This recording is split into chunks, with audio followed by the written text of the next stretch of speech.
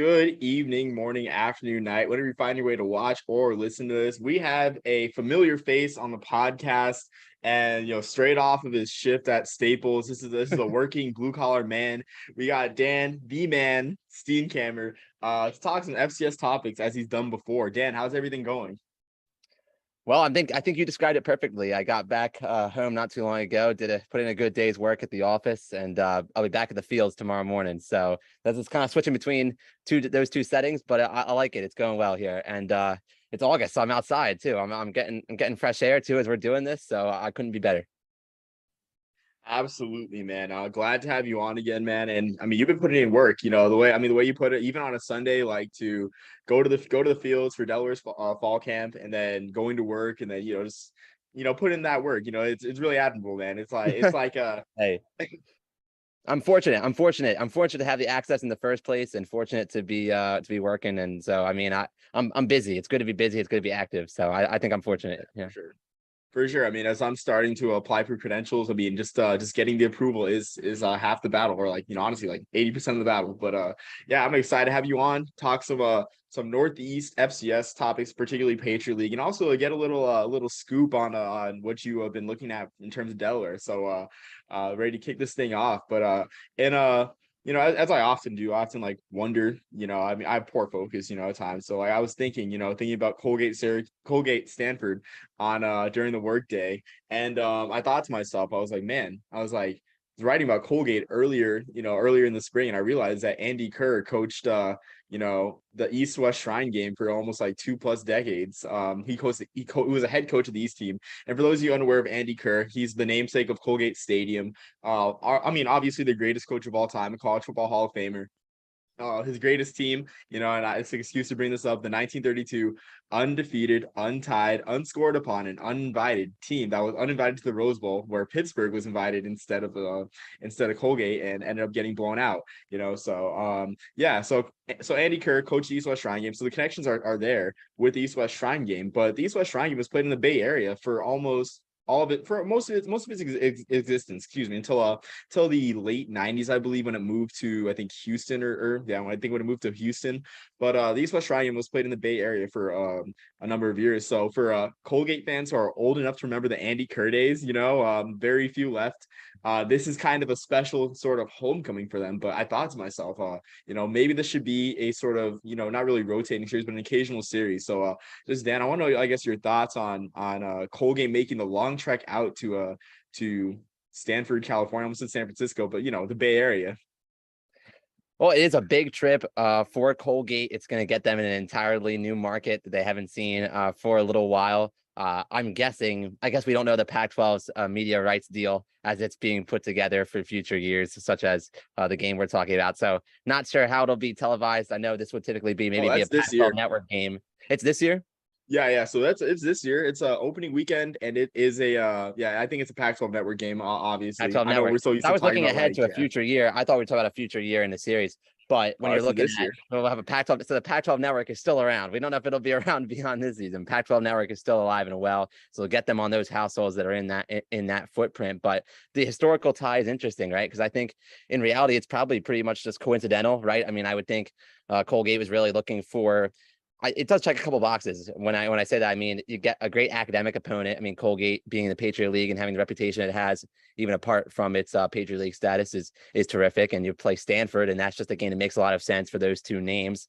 And then it's going to be a great check for Colgate to receive to get that I want to say revenue, but it is a little bit of revenue in a way to use that word strangely in this context to cover those expenses, including the cost of getting out there in the first place. So I'm sure Stanford covered the Colgate's bill pretty well, and it'll be beneficial, of course, financially in that way. But also, it is nice for Colgate to be playing an FBS opponent that is so highly regarded academically. It makes sense. If it's not going to be a regional game, right? If it's going to be intersectional, picking Stanford in that mix out of any, it probably makes more sense than any other Pac-12 opponent.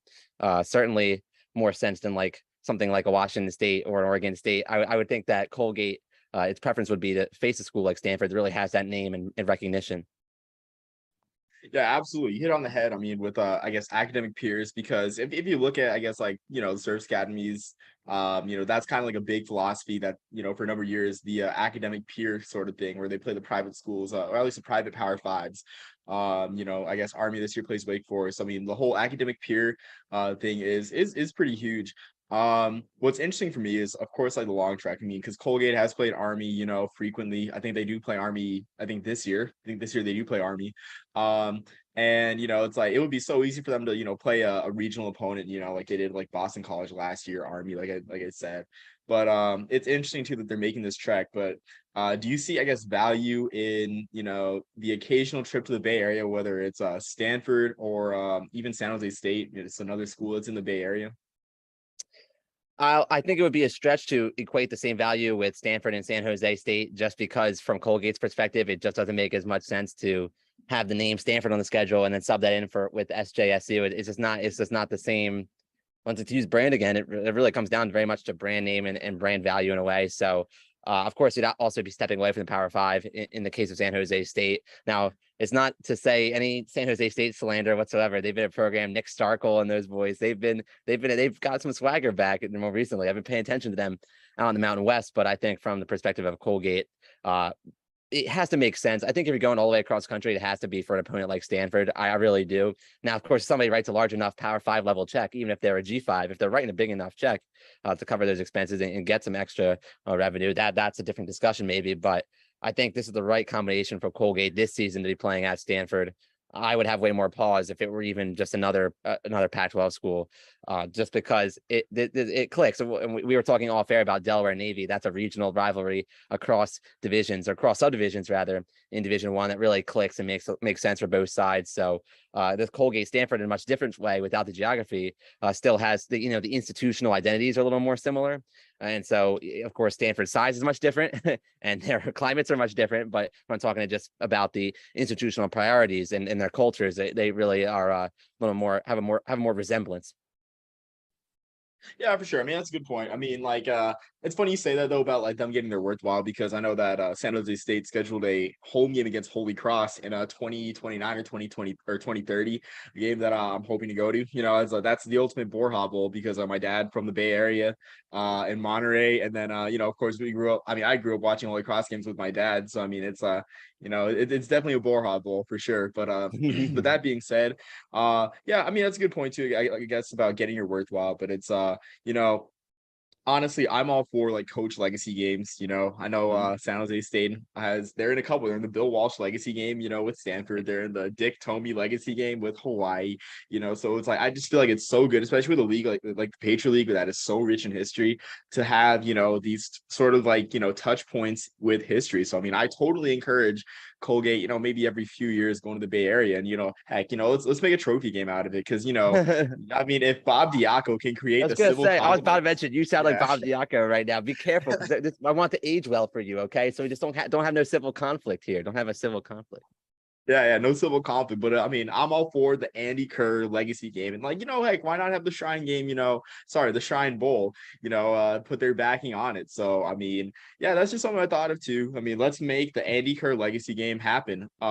This year, get some branding. But yeah, so yeah. But I guess moving on to our next topic, looking at Delaware's, I'm always a fan of the non-conference games more so than conference games. But looking at Delaware's non-conference schedule, they got Navy, Delaware State. They got the Route 1 rivalry. I'm getting my highways mixed up, because like there's a bunch of rivalries in the world of sports named after highways. You have like even in the indoor football, you have the I-10 tussle, probably like my favorite rivalry name out there between the Arizona Rattlers and the Tucson Sugar Skulls. But yeah, you have the Route 1 rivalry, and then you have Morgan State. So a pretty interesting non-conference thing. The first thing for me is like, aside from the Navy game, neither of those games are really like a resume win. Do you kind of see like this lack of strength of schedule kind of hurting Delaware's shots at an at-large bid, or do you think that a strong season in conference play is ahead and will help them to get into the playoffs? I do think that while this looks on paper like somewhat paltry out of conference schedule for Delaware. It really is not much different than a typical out of conference schedule for UD. I mean, in non-conference, Delaware, and I've talked to administrators at UD about this a little bit this summer, and it's just something that's been a mainstay for the department as a priority, is getting a minimum of 6 home games every season, because Delaware still ranks in the top 10 nationally in the FCS in attendance, or average home attendance per game. So it's one of those schools where home games, there's a demand for tickets for home games. There needs to be a certain number of home games per season to satisfy demand, even though it's deflated a little bit over the years. Certainly, Delaware is not at its peak or its heyday in terms of attendance.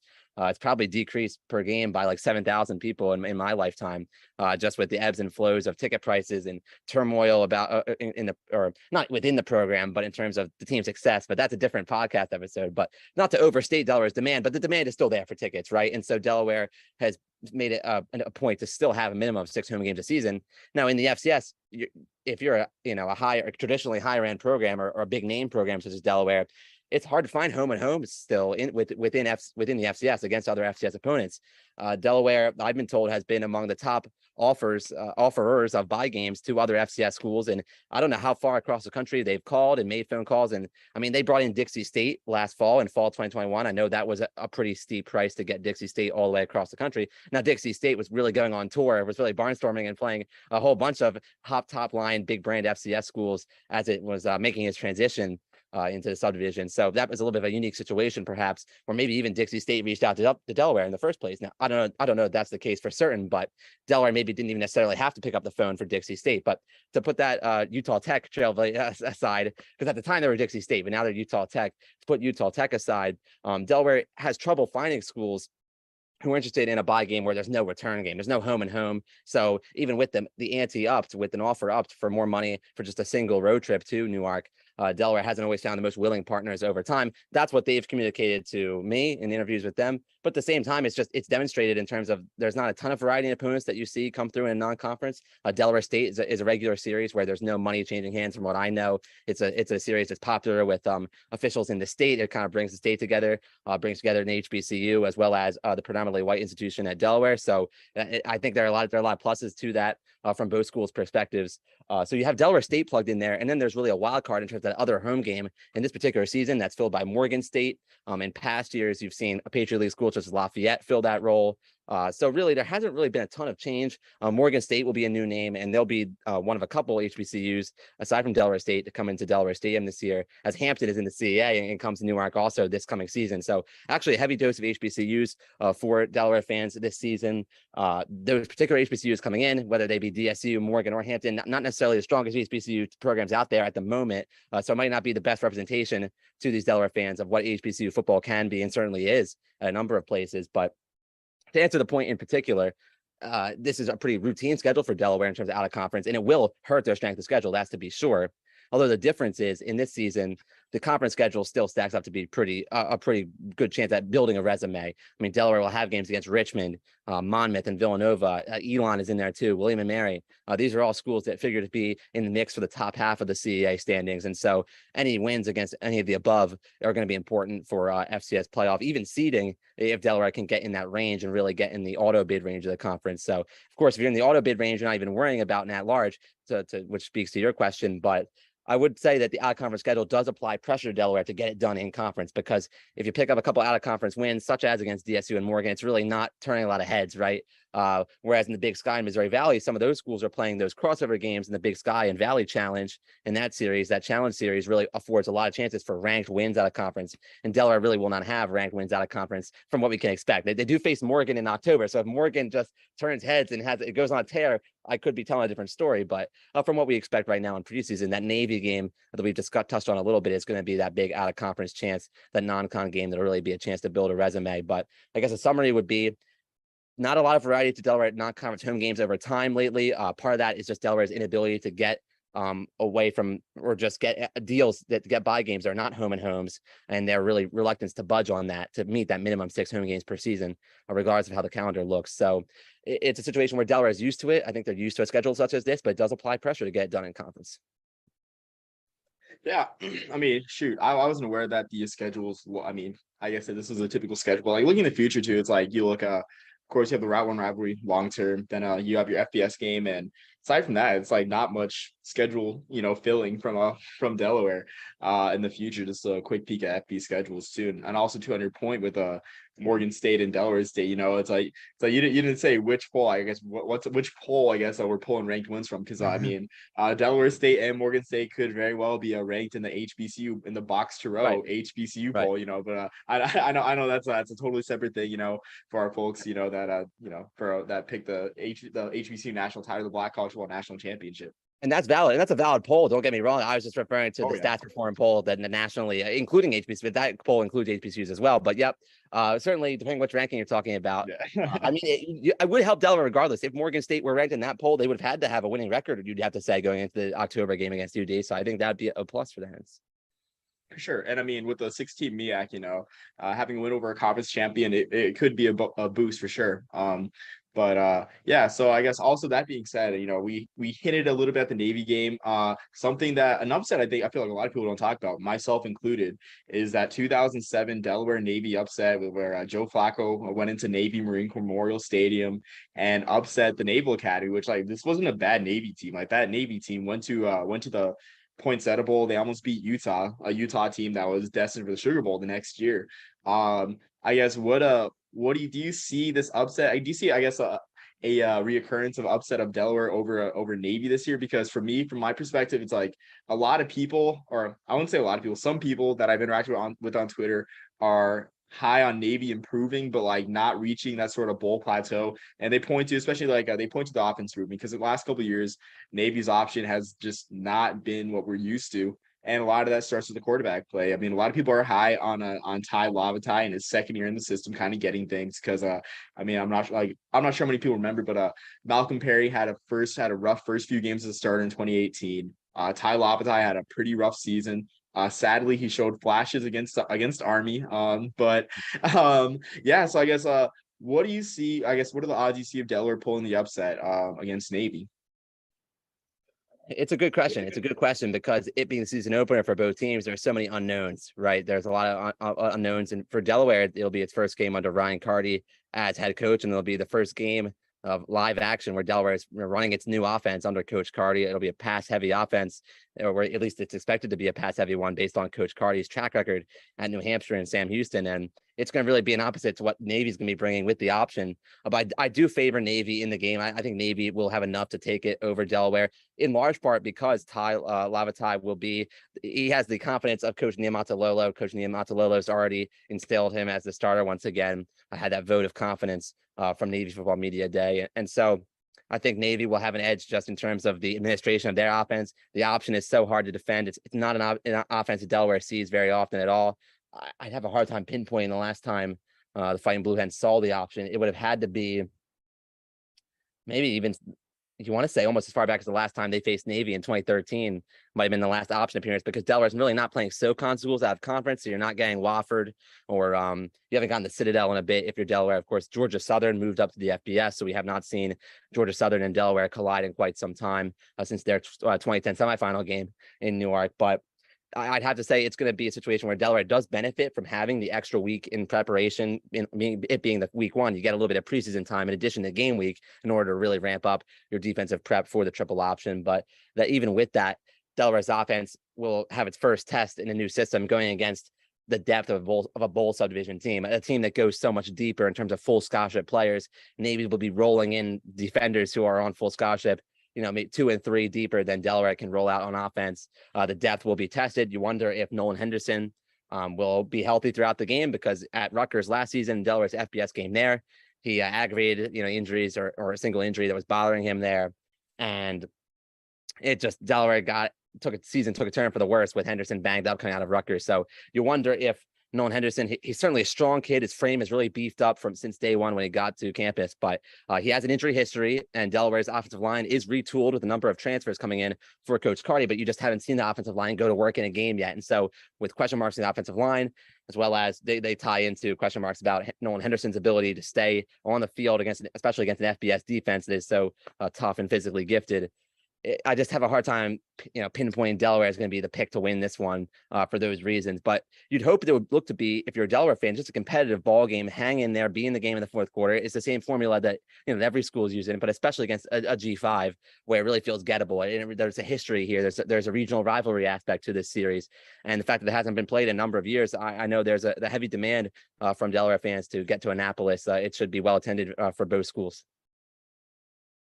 Yeah, that last point you made about it not being played for a while, it's like the thing is like getting a non-conference game with Navy's probably got to be the hardest thing to do in the country because they have 3 of their 4 slots taken by traditional rivalries. Of course, the Army, Army and Air Force, and the Notre Dame rivalry, which I don't care how many Notre Dame fans hate the rivalry or hate playing the rivalry, which I hear it's just it's a loud minority that hates the Notre Dame Navy rivalry, but it's just hard to get a game against them. Right. It is. I mean, Delaware and a Delaware administrator I was talking to this summer told me it was a matter of they had to get it done. There was so much fan demand for the game that Delaware fans were looking to get this game back because it's such an easy trip. But it's just hard to do. I mean, you make a great point. I'm sure Delaware was working on it really for a couple of years, maybe or so, or at least one cycle to get it scheduled up, maybe 5 years or so ago. Yeah, I mean, absolutely. And it's like for me, who tracks the Service Academy schedules, of course, seeing Navy kind of waste their I guess their non-conference game from you, I guess waste like next year they scheduled Wagner. It's like, really? It's like, that's what you do with your one game. But I will say this, back to what happens on the field is the case against Navy. Navy's got a strong defense, even though they lost probably their biggest piece in Diego Fago, the linebacker for the Naval Academy. So they lost him. And on offense too, while Navy has a good crop of young slot backs, who will stretch the field, which that's always been kind of like a Navy specialty, like these soaking wet slot backs that'll, break open the game. I don't think they have a fullback on their roster that's gotten significant playing time, really ever. So that's also huge thing because like the option, of course, runs through the fullback. I mean, Army has had in years where Army has had no fullback play, that's when the option's been the worst. So that also is a thing that that could help Delaware win. Like if they force Ty Lobtai to make plays or force the fullbacks to beat them, particularly. I mean, not even Ty Lobtai, but force the fullbacks to beat them. Then I can see Delaware, making this a more competitive game. But yeah, I mean, I think it's a good point too. I mean, Navy, improve, but they just continue to play tough schedules, and they just seem to be one step away. So it's a great point you make about the fullback because I've been wondering how Navy's personnel will match up against the personnel that Delaware brings on defense, because Delaware does return a really experienced defense. There was a head coaching change, but Delaware kept its defensive coordinator. Manny Rojas is still the DC for Coach Carty. He sticks around even with the coaching change. So the Delaware defense brings back a bevy of all conference players, and they had their DC still in place at the top. So there's consistency there. The Delaware defense really is not learning a new scheme whatsoever. The philosophy is the same. Maybe the way they do things practically or the implementation will be a little more aggressive even than under the prior coaching staff. But the defensive coordinator, Manny Rojas, is still in place at Delaware, and he runs a 3-3-5 defense. So you have to wonder how much of that he'll be forced out of with Navy's run-heavy attack. I mean, Delaware loves to stack the secondary. Noah Plack, Kedrick Whitehead, Monte Struthers, and Justice Henley all conference level players or at least that's how they're perceived by a lot of folks around Delaware, at least. And so Delaware loves to have that many players in the secondary, but will they be forced to bring some guys into the box against the option remains to be seen. But it's just so interesting the way you point out Navy's fullback situation, having younger players looking to step in at that position, and Delaware being so experienced more on the back end of its defense. Maybe the strengths aren't really matching up here as much. There are strong sides of the ball for both teams, but you have a defense in Delaware that really does well defending the pass or profiles to do well against the pass. And then you just don't know how exactly Navy is going to look in its fullback side, as you've articulated. Yeah, exactly. I mean, it's like, I guess, simply put, I guess I don't want to be Captain Obvious, but they just got to exploit the weaknesses, Right. I guess like you said, there's like not really a direct matchup, that kind of, it's like, this will be the key matchup for sure. But it will be interesting. It will be interesting to see that game on Labor Day weekend for sure. But yeah, I guess as we move on to our last topic, as I mentioned at the top of the podcast, you've been putting in work at a fall camp at Delaware. So how are the Blue Hens looking? I guess anything that you want to share, and anything that's not confidential that won't get you in trouble, just share it. Well, that caveat's important because I'm really thankful to have had a chance to take a look at the hens of each of their days of practice that have been open to the media. All the media available portions I've attended It's kind of similarly to an NFL or Power 5 program. Coach Cardi is running a system where the first half of practice is open, and then there's the closed back half of the practice where they're doing a little more. I'm speculating that in that time they're doing a little more scrimmaging, a little more blue versus white, a little more good on good, and ones versus ones, one versus twos, two versus twos, etc. So I'm not seeing that as much, and not getting a sense of the depth chart in that regard. But you just look at positionally how Delaware is looking on the offensive line is where a lot of people's attention is this August, and that's rightfully so for Delaware, because I touched on the key is keeping Nolan Henderson upright at quarterback. Delaware is 10-2 combined in the past 2 seasons, fall 21 and the spring 21, 10-2 overall record with Henderson starting games and playing in games. So Delaware has won 10 games in the past 2 seasons with Henderson on board, and Henderson barely played or didn't quite play half the season last fall. So when no one's on the field, Delaware has looked pretty good of late. But the key is keeping him there, right? And the offensive line is a big piece in that. So Delaware has brought in Cole Snyder from Montana State. A couple of transfers from Georgetown are also on the offensive line, including Joshua Stevens, who's really shown well. Coach Cardi said so far in camp. So just Delaware's looking to build depth there. Coach Cardi's spoken about how they need to be able to rotate guys even within the starting line and make sure that if you have a guard goes down the starting offensive line, you can slide a tackle over, and you're not necessarily bringing up a player who's just not ready. A younger player is not ready. You're going to have to bring somebody off the bench, but maybe it's just another starter level player. But they want to have as many starting level guys they can who are just sliding across the line as they're able, as guys get banged up over the course of a season and into the playoffs, as Delaware is fortunate enough to advance there. So offensive line is a big point of emphasis for Delaware. It's probably the single biggest story this training camp. But to go from there, you got to look at the defense again and what Coach Rojas is doing with his defense. I think it's fair to this is something we've seen in our media availability of practice. So it wouldn't be unfair for me to speak about Coach Carr has commented on it too. I think he has, or Coach Rojas, some combination thereof in our press conferences, spoken about Anthony Toro, a linebacker for Delaware, shifting up the defensive line, really becoming like an edge rusher full time.